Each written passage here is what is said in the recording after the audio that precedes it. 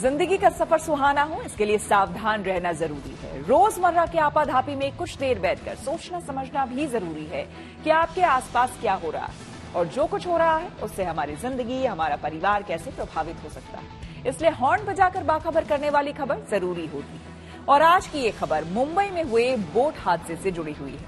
मुंबई में gateway of India से एलिफेंटा जा रही यात्रियों से भरी फेरी बोट पलट गई। ये हादसा नौसेना की एक स्पीड बोट के टकराने के बाद हुआ। हालांकि 100 से ज्यादा लोगों को सुरक्षित बाहर निकाल लिया गया, जबकि 13 लोगों को जान से हाथ धोना पड़ा।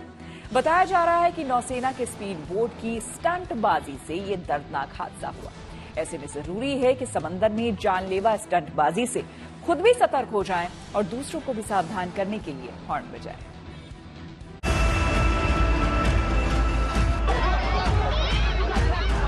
मेरे खुद फैमिली थे, 6 जन बैठे थे वहाँ पे। वहाँ से फोन आया, 2 जन का बता रहे। 2 जन तो निकले हो, उन्होंने मेरा नंबर उनको याद होगा तो वो लगाए। जैसे हादसा हुआ मेरे पास फोन आया प्रवीण कुमार का कि आप on the spot gate of India पे आइए, हादसा हो गया है। जैसे ही हम लोग आए तो हमारे टोटल 5 थे, उसमें से 4 लोग तो मिल गए, अभी तक एक मिसिंग है।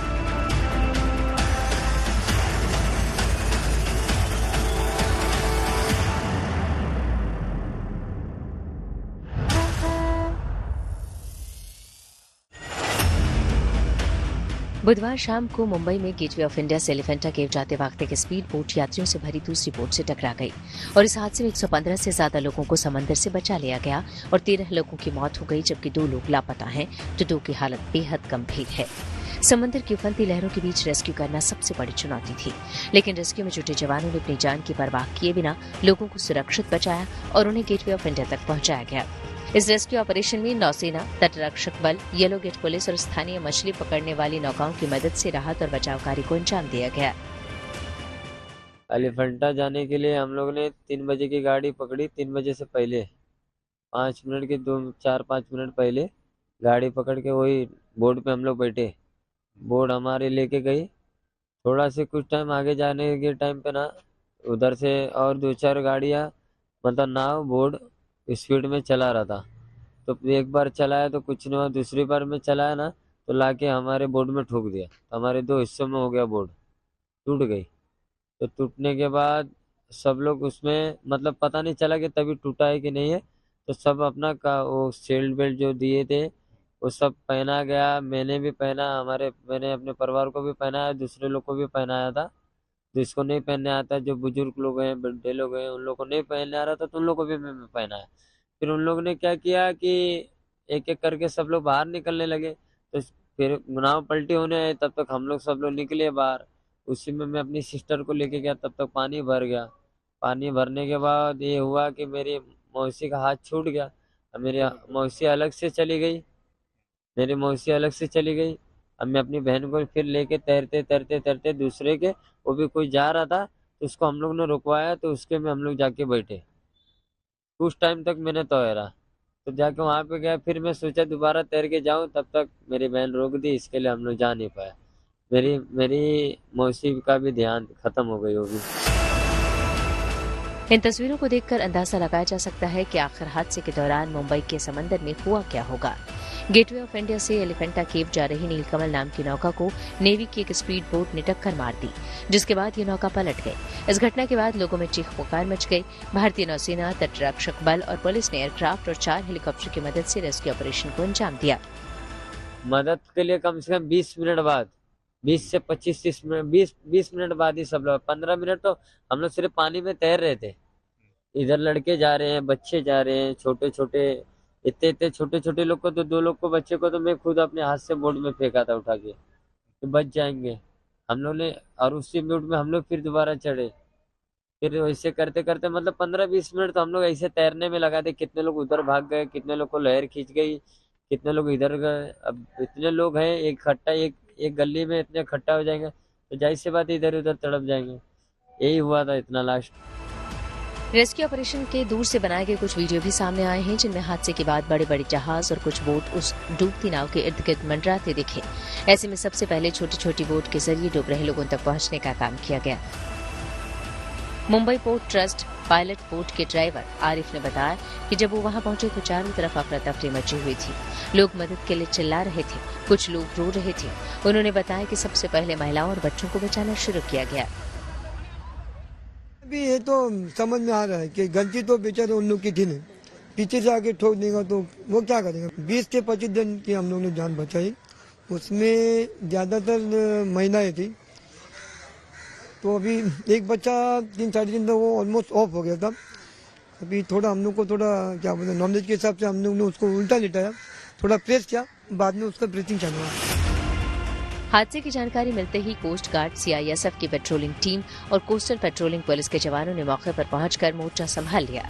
ये जवान समंदर की उफनती लहरों को चीरकर हादसे वाली जगह पर पहुंचे और रेस्क्यू ऑपरेशन शुरू किया, लेकिन अंधेरा होने के बाद सर्च ऑपरेशन रोक दिया और आज सुबह दोबारा शुरू किया गया।